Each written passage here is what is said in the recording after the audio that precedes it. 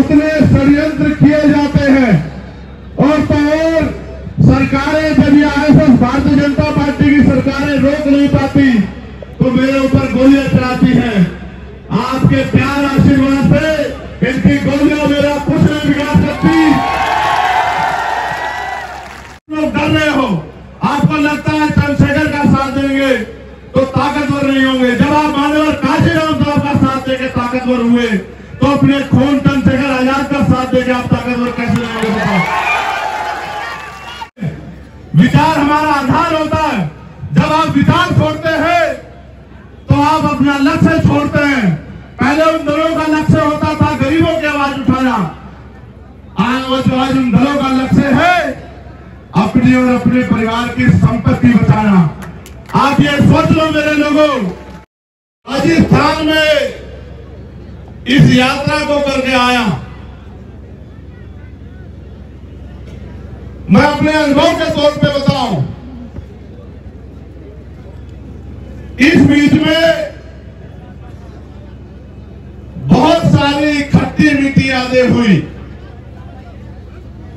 गांव गली ढाणी ढाणी हम लोग घूमे, बहुत सारे लोगों से मिले, बहुत सारी माताओं बहनों से, बुजुर्गों से, नौजवानों से, मजलूमों से, शोषितों से मिले, उनके दुख दर्द सुने। देश के किसी कोने में चले जाओ, शोषितों की, मजलूमों की समस्या एक जैसी है, उनकी जिंदगी एक जैसी। बहुत सारी सीख लेके आया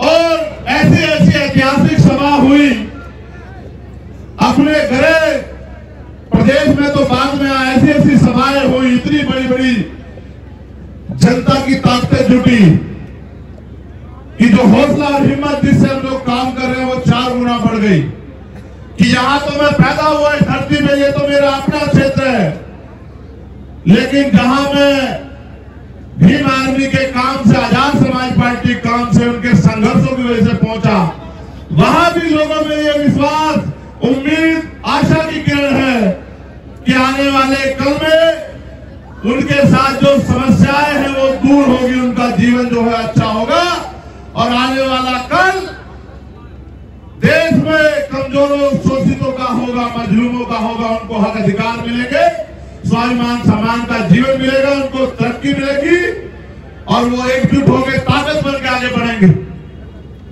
क्योंकि ये एक लंबी लड़ाई है और इसमें हमारे मोर्चे बड़ी अहम भूमिका अदा कर रहे हैं।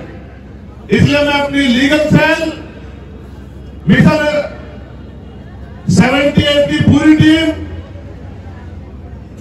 और अनुशासन समिति के साथियों का भी धन्यवाद करता हूं। और यहां के जो जनता के वोट से चेयरमैन बने भाई रवि चौधरी, उनको भी धन्यवाद देता हूं बहुत बहुत, और भाई शमशाद अंसारी जी को भी धन्यवाद देता हूं। साथियों, माननीय काशीराम साहब के परिनिर्वाण दिवस पर उनकी बात ना हो तो क्या होगा। पूरी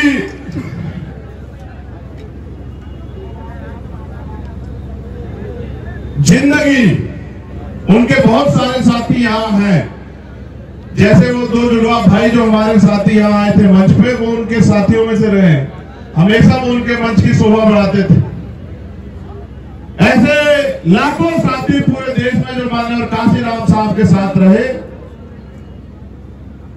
आज वो इस आंदोलन से जुड़ के, इस आंदोलन के जरिए माननीय काशीराम साहब के अधूरे सपने को पूरा करने के लिए दिन रात मेहनत कर रहे हैं। यह उनकी मेहनत का परिणाम है कि आज इतने कम समय में आजाद समाज पार्टी और भीम आर्मी ने देश और दुनिया में अपनी पहचान बनाई। ये उनके संघर्षों का, उनके अनुभव का, उनकी जो दृढ़ संकल्प है उसका परिणाम है। सामान्य साथियों, सामाजिक परिवर्तन का आंदोलन आज का नहीं है। ये महाराष्ट्र की धरती पे राष्ट्रपिता ज्योतिबा फूले ने शुरू किया। उनसे सीख लेके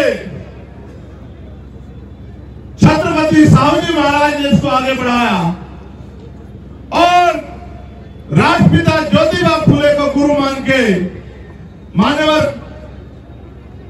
डॉक्टर बाबा साहब अम्बेडकर ने अपने जीवन का एक एक पल अपने 4-4 बच्चे इस देश में हमें बराबरी का अधिकार और स्वाभिमान सम्मान दिलाने के लिए लगा दिए। आज उनका कर्ज है हम लोगों पे। मैं अगर आपको याद दिलाऊं, क्योंकि आपके कंधों पर जिम्मेदारी आपको आने वाले कल में नेतृत्व करना है, तो समय समय पे इस देश के शोषितों वंचितों ने अपने हक अधिकार की लड़ाई के लिए आवाज उठाई और किसी ने उनकी मदद नहीं की।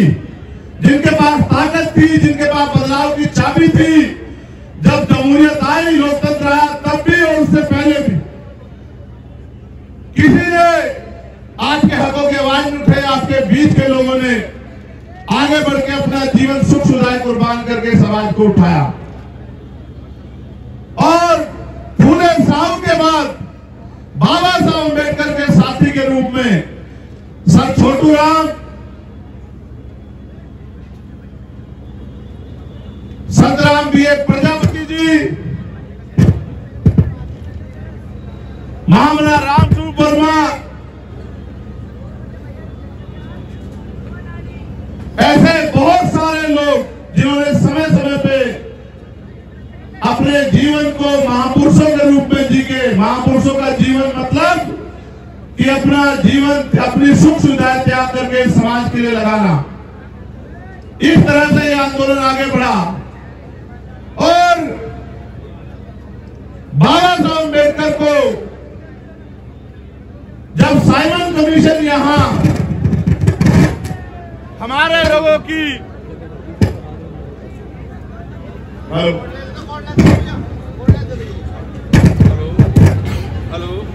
चालू कर दो। हेलो देखो उन्हें कुछ लोग हेलो हेलो हेलो हेलो इसको चालू कर दो भाई। हेलो हेलो हेलो ये ले लो। हेलो, धन्यवाद। मैं आपको याद दिलाते हुए बताना चाहता हूं कि जब साइमन कमीशन भारत आया आगे हो जाओ थोड़े, तो डॉक्टर बाबा साहब अम्बेडकर के साथ सर छोटू राम उसका नेतृत्व कर रहे थे, उनका स्वागत कर रहे थे। और साइमन कमीशन अगर हम जानकारी हासिल करें तो इस देश में मजलूमों की हालात जानने के लिए आया था, जिसकी बात गवर्नमेंट कॉन्फ्रेंस में डॉक्टर बाबा साहब अम्बेडकर ने रखी कि भारत में हम लोग गुलामों के भी गुलाम हैं। और एक समय ऐसा आया कि जब बाबा साहब ने अपनी बात से प्रभावित किया ब्रिटिश गवर्नमेंट को और उन्होंने इस बात को सुना और कर्नल अवार्ड बाबा साहब को मिले। बाबा साहब की सारी बातें दमदारी और तर्क के साथ थी और उस समय के जो भारत के नेतृत्वकर्ता लोग थे, जो भारत की बात रख रहे थे, उनमें से एक जिनको हम आज भारत में राष्ट्रपिता महात्मा गांधी कहते हैं, मुझे कहने में कोई संकोच नहीं है कि महात्मा गांधी जी ने उस समय और उनके साथियों ने वैचारिक विरोध के कारण जितने भी मुस्लिम डेलीगेट वहां थे गवर्नमेंट कॉन्फ्रेंस में, उन सबको ये कहा कि डॉक्टर अम्बेडकर का साथ मत देना, हम आपको हर वो चीज आपकी मांग पूरी करेंगे जो आप चाहते हो। लेकिन मैं धन्यवाद दूंगा उस समय के सारे मुस्लिम डेलीगेटों का कि उन्होंने अपने हक अधिकारों की परवाह न करते हुए ये बात मानते हुए कि डॉक्टर अम्बेडकर की बात सही है, उस समय बाबा साहब अम्बेडकर का साथ दिया, जिसकी वजह से बाबा साहब अम्बेडकर को कर्नल अवार्ड मिला और बाद में वो बात 24 सितंबर 1932 को पूरा फैक्ट में खत्म हुई, जहां से कमजोर शोषितों को आरक्षण मिला। ये बात मैं आपको इसलिए कह रहा हूं क्योंकि आज आप पढ़ लिख के समझदार हो गए हो। अगर दोस्त दुश्मन को नहीं पहचानोगे तो फिर आपके साथ जो जुल्म जात के न्याय होगा आप उसके जिम्मेदार खुद होंगे। इसलिए वो पुरानी जो बात थी वो आगे बढ़े। ये कमजोर शोषितों की, दलित, पिछड़े, आदिवासी, मुसलमान, जैन, सिख, बौद्ध, पारसी कमजोरों की एकता बने और एकता बनके इनके मसलात हल हो, इनको भारत में स्वाभिमान सम्मान का जीवन मिले, जो कि अभी नहीं मिल पा रहा है। इसकी तैयारी करने के लिए आज हम लोग यहाँ इकट्ठा हुए। सम्मानित साथियों, मेरे जीवन को तो आप जानते हो, मैंने 16 महीने जेल काटी। जब दिल्ली में गुरु रविदास जी का गुरुघर तोड़ दिया गया तो मैं 66 दिन जेल रह के आया। और जब सीएम नाम से आया और कोई आवाज भी नहीं उठा रहा था, तब हमने दिल्ली की जो ऐतिहासिक जमा मस्जिद है वहां से फैसला लिया कि हम पूरी दुनिया को बताएंगे कि यहाँ मजलूम और जिसको आज टॉर्चर किया जा रहा मुसलमान वो अकेला नहीं है। और इसका खामियाजा भुगतना पड़ा कि उन्होंने मुझे, मेरे साथी जानते हैं कि 250 लाठियां मारी होंगी, मेरे नखून तक खींच ले मेरे पैरों का, मेरे साथी जानते हैं इस बात को। और जब मैं जेल से आया, आपके यहां भी बिजनौर में गोलियां चली, आप इस बात को जानते हो। यही नहडोल में चली, यही नजीबाबाद में चली, जो लोग आंदोलन कर रहे थे। कई लोगों की जान गई, मेरठ में चली। मैं सबके घर घर गया है बताने के लिए कि अकेले मत समझना, हम सब लोग आपके साथ हैं। लेकिन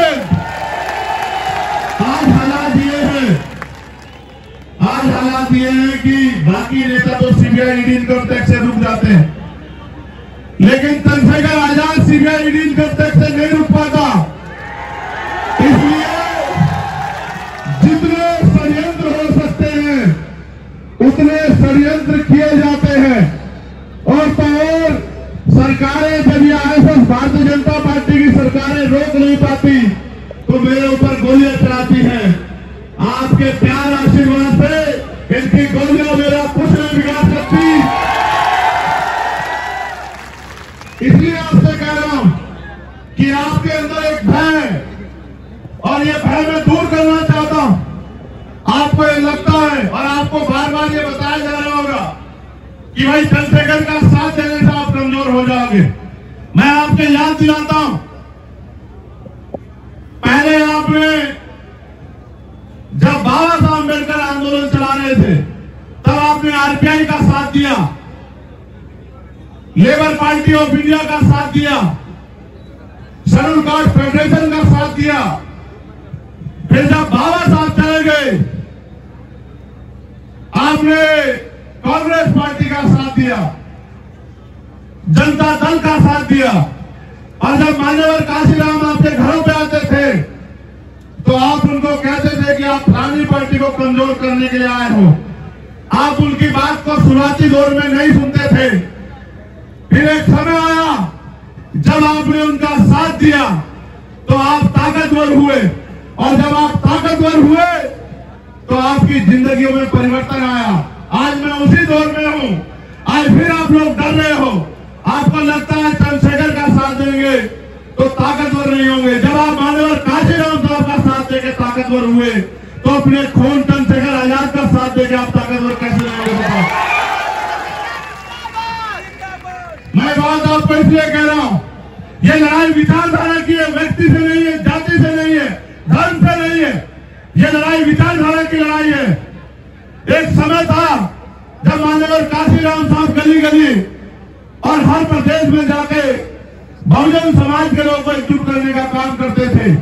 और जहां बाबा साहब अम्बेडकर ने आंदोलन छेड़ा, जहां बाबा साहब अम्बेडकर ने आंदोलन छेड़ा, उस महाराष्ट्र की धरती के सभी नेताओं ने मान्यवर काशीराम साहब को यह कह के हटा दिया कि आपके बस का नहीं है, आप नए आए हो, आप नहीं कर सकते हो, हम बाबा साहब के सिपाही हैं। और वो बार बार ये कहते थे कि बाबा साहब की विचारधारा तो बहुत अच्छी है, बहुजन हिताय बहुजन सुखाय की, लेकिन इससे हम लोग राजनीति में कामयाब नहीं हो सकते। लेकिन कहते हैं तमन्ना अगर सच्ची हो तो रास्ते हजार होते हैं। माननीय काशीराम साहब ने ये करके दिखाया, उसी विचारधारा का झंडा डंडा पूरे देश में लहरा के दिखाया, ताकत बना के दिखाई। उनके आंदोलन की खूबी थी कि उनके आंदोलन से ऐसे नेताओं का निर्माण हुआ जिनके पैरों में चप्पल भले ही 2 रंग की हो, जिनके घरों में भले ही छत ना हो, जिनके पास बड़े बड़े महल ना हो, जिनके पास बड़ी बड़ी गाड़ियां ना हो, जो करोड़पति धना सेठ ना हो, लेकिन ये आंदोलन की ताकत थी कि एक समय ऐसा था कि गरीब के बेटे विधानसभा लोकसभा में गए और जब माननीय काशीराम साहब चले गए, यहाँ के जो उनके लेफ्टिनेंट हैं उन्होंने उनके नारों को ही बदल दिया। नारों में कितनी शक्ति होती है मैं आपको बताता हूं। जब मैं नारे कहूंगा जो बहुजन मूवमेंट को जानते हैं उनके दिल में आवाज आ जाएगी। ये नारा बताओ किसने दिया कि शिक्षित बनो, संगठित रहो, संघर्ष करो, बताओ। ये नारा किसने दिया जिसकी दृढ़ संख्या वाली उसकी निष्ठानी, बताओ। ये बताओ वोट हमारा राज तुम्हारा, नारा नहीं चलेगा नहीं चलेगा नारा किसने दिया? जब ये नारे देने वाले लोगों ने इन नारों के बदौलत समाज को जगाया, जैसे बाबा साहब के लेफ्टिनेंटों ने वहां किया महाराष्ट्र में, ये विचारधारा बहुत अच्छी कामयाब हो सकते नहीं, ऐसे उनके लेफ्टिनेंटों ने किया कि 2006 में जैसे माननीय काशीराम साहब चले गए, उन्होंने कहा हम ये नारे को बदल के बहुजन से सर्जन कर देते हैं। बहुजन से सर्जन हुआ और आप देखो आज क्या हालात हो गई है। विचार हमारी शक्ति होती है, विचार हमारी ताकत होती है, विचार हमारा आधार होता है। जब आप विचार छोड़ते हैं तो आप अपना लक्ष्य छोड़ते हैं। पहले उन दलों का लक्ष्य होता था गरीबों की आवाज उठाना, आज उन दलों का लक्ष्य है अपनी और अपने परिवार की संपत्ति बचाना। आप ये सोच लो मेरे लोगों, आप पे इतने जुर्म जाते अत्याचार हुए, CNRC जैसे मामले आए, 2 अप्रैल जैसे मामले आए, क्या कोई अमीर आपकी आवाज उठाने आया? आपने जिनको नेता बना के भेजा विधानसभा लोकसभा में, क्या वो आपके क्षेत्रों के लिए बोले? अभी आपके यहाँ लोकल में सबसे बड़ी समस्या ये हुई, जानकारी के तौर पे जो सीनियर लोग हैं उनको बता दूं, यहां गुलदार ने 20 से ज्यादा लोगों की जान ले ली। लोगों का, आम लोगों का हरिगत निकलना मुश्किल हो गया। किसान खेत पर नहीं जा पा रहा है, मजदूर मजदूरी पर नहीं जा पा रहा है, बच्चे स्कूल नहीं जा पा रहे, महिलाएं घर से नहीं निकल पा रही। जो निकलता है उसकी जान के लिए नहीं पता कि उसकी जान बचेगी नहीं बचा। अभी 2-3 दिन पहले एक बच्ची को उसने, एक नाबालिग बच्ची 14-15 साल की बच्ची को उसने हमला कर दिया और अभी कुछ दिन पहले एक बच्चे की जान ले ली। जिनके बच्चे जाते हैं उनको पता होता क्या होता है कीमत जान की, सरकारों को नहीं पता है। मैंने मुख्यमंत्री जी को भी कहा लिखकर, यहाँ के अधिकारी कर्मचारियों को भी कहा कि आप जो तनख्वाह ले रहे हैं, कुर्सियों पर बैठे हैं, आपकी जिम्मेदारी बैठती है, हम टैक्स देते हैं कि हर एक व्यक्ति की जीवन रक्षा करो। आप लोग क्या कर रहे हो बताओ? अगर अजय एक नेता को नुकसान हो जाता, एक उद्योगपति को नुकसान हो जाता, पूरी सरकार पड़ जाती है यहाँ की, लेकिन यहाँ गरीबों की जान जा रही है, कोई पूछने वाला नहीं है। ये क्षेत्र में मिला 20 से ज्यादा लोगों की जान चली गई। मैंने मुख्यमंत्री ने कहा आप सबकी आवाज सुनते हो, अगर वास्तविकता में आप मुख्यमंत्री हो और आप योगी का चिन्ह रखते हो तो 25-25 लाख रुपए का मुआवजा दो उनके बच्चों को जिनके घरों में, इनके घरों के चिराग बुझ गए। और सुरक्षा व्यवस्था करो। जब नेताओं की सुरक्षा हो सकती है, जब बड़े बड़े उद्योगपति सुरक्षा हो सकते हैं, गरीबों की सुरक्षा की जिम्मेदारी कौन लेगा? ये सरकार की जिम्मेदारी थी। इनको गरीब, कमजोर, इनको कीड़ा मकोड़ा समझ के नजरअंदाज किया गया सरकारों द्वारा। और अजय 5 घटनाएं अभी कुछ दिनों में यहाँ दलित समाज की बच्चों के बलात्कार की हो गई और यहाँ के अधिकारी कर्मचारी हाथ पे हाथ करके बैठे। मैं होता पार्लियामेंट में, प्रधानमंत्री जी को भागने नहीं देता पार्लियामेंट में, पूछता नहीं बताया। हम टैक्स देते हैं कि हमारे लोग, हमारी बच्चे हमने इसलिए पैदा की कि उनकी हत्या कर दी जाए, उनका रेप किया जाए। इस देश में बदला क्या आपके लिए? आप बताओ। अगर यहाँ गरीबों की बच्चे सुरक्षित नहीं, अगर उनकी जिंदगी सुरक्षित नहीं है, तो फिर ऐसी सरकारों का कोई फायदा नहीं होगा। सरकारें आपकी नहीं हो सकती मेरे लोगों। मैं तो हजारों मुकदमे हमारे साथियों के ऊपर लगे, मैंने कई बार जेल काटी, तमाम तरह की जो समस्या मेरे सामने खड़ी की गई उन सारी समस्याओं से लड़ा।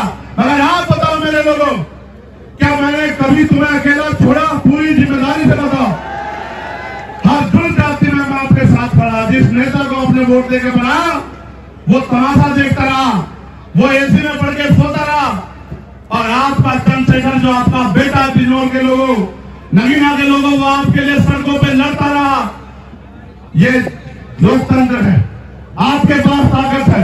आप चाहो तो किसी को कुर्सी में बिठा दो और आप चाहो तो किसी को कुर्सी में पटक के जमीन पे बिठा दो। ये आपकी ताकत है।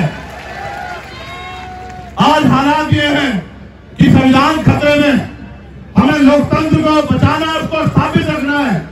जो सपना बाबा साहब ने देखा था वो पूरा नहीं है, अभी तक पूरा नहीं हुआ। जो सपना माननीय काशीराम साहब देखा वो अभी तक पूरा नहीं हुआ। अगर वास्तविकता में आप अपने आप को बाबा साहब की औलाद कहते हो, काशीराम साहब की औलाद कहते हो, तो आप बताओ, जब उनका सपना पूरा नहीं हुआ तो आप चैन से कैसे बैठे मेरे लोगों? आप बताओ, आपको नींद कैसे आती है? आपका पेट कैसे भर जाता है जब आपके महापुरुष ने अपने बच्चे कुर्बान किए आपके लिए? आप उनके आंदोलन को, उनके सपनों को पूरा करने के लिए क्या कर रहे हो? मैंने तो माननीय काशीराम साहब की एक बात को बिठा बांधी। उन्होंने कहा कि मुर्दा लोग मिशन नहीं चलाते और जिंदा लोग मिशन को रुकने नहीं देते। मैंने उसी दिन ठान लिया कि हम माननीय काशीराम साहब का मिशन, सामाजिक परिवर्तन और आर्थिक मुक्ति का मिशन आगे बढ़ाएंगे। और आप ये जानते हैं, एक भी दिन हम लोग और बीमारी आजाद समाज पार्टी के लोग चैन से नहीं बैठते। मैं बधाई दूंगा आप लोगों को कि अगर आज लोकतंत्र जिंदा है तो आप जैसे साथियों की वजह से है। आज अगर संविधान सुरक्षित है तो आप जैसे साथियों की वजह से है। संविधान को खतरा कैसे? क्या इस देश में धार्मिक आजादी बची है? अगर बची है तो आप करके देखो कोई धार्मिक प्रोग्राम सड़क पे, आपको पता लग जाए। यहां धार्मिक आजादी खत्म की जा रही है, यहां सामाजिक आजादी खत्म की जा रही है। गैर ब्राह्मणी सामाजिक जाति के आधार पर छुआछूत भेदभाव है और यहां कमजोरों को, गरीबों को गरीब बनाया जा रहा है। और सरकार केंद्र की चंद पूंजीपतियों की सरकार बन गई है। मणिपुर जल रहा है, बहन बेटियां, बच्चियां, वहां के आदिवासी और वहां के क्रिश्चियन, ईसाई लोग देश की तरफ आंख उठा के देख रहे हैं, कोई हमारी आवाज सुनेगा। लेकिन किसी की नेता की हैसियत नहीं हो पा रही है कि सरकार कई तालाबंदी करते सरकार से सवाल पूछे। क्या इस देश में आदिवासियों को, दलितों को, ईसाइयों को, मुसलमानों को रहने का, पिछड़ों को रहने का आप नहीं है क्या? आप बताओ, क्या वो लोग टैक्स नहीं देते हैं? क्या उन पर जुल्म जाति करने का? आज जो भगवान बुद्ध को मानने वाले लोगों को करके देखो, एक आयोजन आपको परमिशन लेनी पड़ेगी और परमिशन नहीं देंगे आपके आयोजन में आकर आपका आयोजन खराब कर देंगे। ये हालत है। इसलिए आपसे कह रहा हूं, न्याय धर्म से अधिकार है, न्याय मिलकर आपको आंदोलन करने पड़ते हैं। सारी सरकारी संस्थाओं को बेचा जा रहा है, निजीकरण हो रहा है, आपकी नौकरियां खत्म कर दी, पेपर लीक हो रहे हैं, लूटपाट मची है, गरीबों की जमीन पे भाजपा के लोग आज बड़े बैठे हैं, कैसे मौका मिला आपकी जमीन छीने, और जहां आपके आसपास के लोगों की छीनी होगी खूब। इसलिए आपसे कह रहा हूं, आज आपके कंधों पर जिम्मेदारी है संविधान को बचा के लोकतंत्र को, असली लोकतंत्र को, जिसमें गरीबों के हक की आवाज उठे, गरीबों का भी मान सम्मान हो, उसको हम लोग को स्थापित करना है। उसकी तैयारी के लिए आज हम लोग यहाँ, क्योंकि 9 अक्टूबर माननीय काशीराम साहब जब यहाँ से विदा हुए, उनकी संतानों को संकल्प ले लेना चाहिए था कि काशीराम साहब 10 साल में आपका अधूरा कारवा पूरा करेंगे। उनसे तो नहीं हुआ। जिनको वो ताकत देके हम इसको कारवा को पूरा करके दिखाएंगे। इसलिए जो है, मैं आपसे कहना चाहता हूं, कमर कसो और आगे बढ़ो। और अगर दुनिया की बात आप देखोगे, अभी मैं चर्चा कर रहा था एक पत्रकार साथी से, तो मीडिया के साथी इस बात पे जरूर ध्यान करें मेरी। जैसे हमारे देश के प्रधानमंत्री जी को इजराइल दिखाई दिया, उनको मणिपुर दिखाई नहीं देता। और मणिपुर छोड़िए, पूरे देश में जो कमजोर वर्गों पे हिंसा हो रही है वो दिखाई नहीं देती उनको। सरकारी कर्मचारी बड़ा आंदोलन कर रहे थे दिल्ली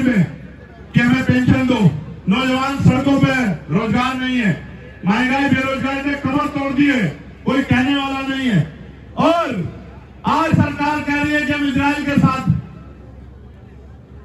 आप ये जानते हो, अगर आपने इतिहास पढ़ा, और मेरा जमीन इस बात की गवाही देता है कि हमें हमेशा कमजोरों के साथ खड़ा होना चाहिए, अपने हक की लड़ाई लड़ने वालों के साथ खड़ा होना चाहिए। आप इतिहास उठा के देखो, अगर आप ये जानने का प्रयास करोगे इजराइल और फिलिस्तीन को, तो आपको पता लगेगा कि जिस तरह हमारे देश में हम लोग इस देश के मूल निवासी, दलित, पिछड़े, आदिवासी और जो धार्मिक अल्पसंख्यक लोग हैं, वो जो बेबस लाचार हो रहे हैं अपने देश में वोट होते हुए भी, इसी तरह से इजराइल ने फिलिस्तीन की जमीन पे कब्जा किया और फिलिस्तीन के लाखों लोगों को बंदी बनाया और फिलिस्तीन को अपने ही देश में वहां के लोगों को मरने के लिए मजबूर किया। मैं हिंसा का समर्थन नहीं करता, मगर आप ये बताओ, अगर वहां फिलिस्तीन की लड़ाई गलत है तो देश ने जो आजादी की लड़ाई लड़ी अंग्रेजों के खिलाफ, वो कहां सही है आप बताओ। यहां भी तो शहीद आजम सरदार भगत सिंह ने अपने प्राणों का बलिदान दिए, उनकी यूनिट ने प्राणों के बलिदान दिए अपनी मातृभूमि की रक्षा के लिए, उसको आजादी के लिए अंग्रेजों से। अगर आज उस बात को वो लोग गंभीरता से आगे बढ़ा रहे हैं, तो मैं क्यों कहूं मैं इजराइल के साथ? मैं हर एक कमजोर के साथ हूं और मैं फिलिस्तीन के साथ हूं, मैं गारंटी से कहता हूं। क्योंकि अगर किसी का हक छिनेगा वो चुप नहीं बैठेगा, सरकार को जवाब देना पड़ेगा कि सरकार अपने निजी स्वार्थों के चक्कर में विदेश पॉलिसी खराब ना करे। आप अटल जी का बयान सुनना, अटल जी फिलिस्तीन के साथ थे, नेहरू जी फिलिस्तीन के साथ थे, इंदिरा गांधी फिलिस्तीन के साथ थी, और आज की सरकार इजराइल से वो उनकी जांच एजेंसी है जिससे हमारे नेताओं के अकाउंट खंगलवाने हैं, उनके फोनों में क्या ये दिखवाना है, उनकी इंक्वायरी करवानी है। अपने निजी संबंधों को बचाए रखने के लिए अपने देश की फॉरेन पॉलिसी खराब कर रहे हो। चाइना का मुकाबला करोगे तुम में दम है प्रधानमंत्री जी, हम आपके साथ खड़े हैं। चलो चाइना की तरफ आगे बढ़ो, चलो पूछ करो, हम देखेंगे आप में कितना दम है। आज से पहले गोली हम खाएंगे, ये देश हमारा है, इस मुल्क के लिए शहादत हम देंगे। लेकिन अगर आप देश से गद्दारी करोगे तो ये होने नहीं देंगे, इस बात को याद रखना। पूरी भीम आदमी, पूरी आज समाज पार्टी शोषितों, वंचितों, मजलूमों के साथ खड़ी है। और आप इतिहास जानते हैं, कोई ऐसा मसला नहीं, चाहे पहलवानों का मसला हो, चाहे किसानों का मसला हो, चाहे सीएम पर एनआरसी का मसला हो, कोई ऐसा मसला नहीं जिसमें हमने कमजोरों का साथ नहीं दिया। क्योंकि मेरे बाद आप लोग आज के जो अध्यक्ष हैं इस सभा के, उनको सुनेंगे और मैं आग्रह करूंगा भीम आर्मी के नौजवान साथियों से, मैं आज उनको सुनने के लिए बड़े मन से आया। जब वो अपनी बात रखें, आप उनको मन से बैठ के सुने, क्योंकि मैंने बहुत लोगों को सुना, जिस तरह की जानकारी उनके पास है, ऐसी जानकारियां मैं नहीं मानता भारत में 2-4 लोगों के अलावा किसी के पास होंगी। इसलिए मैं आपसे आग्रह करूंगा कि आप उनको सुने। उससे पहले मैं आपसे कहूंगा, हम भारत की संविधान की प्रस्तावना पढ़ेंगे। जब आपका स्पीच खत्म हो जाएगी तब हम सब लोग खड़े होकर भारत के संविधान की प्रस्तावना पढ़ेंगे, उसका संकल्प लेंगे। मैं आखिरी बात आपसे कह रहा हूं,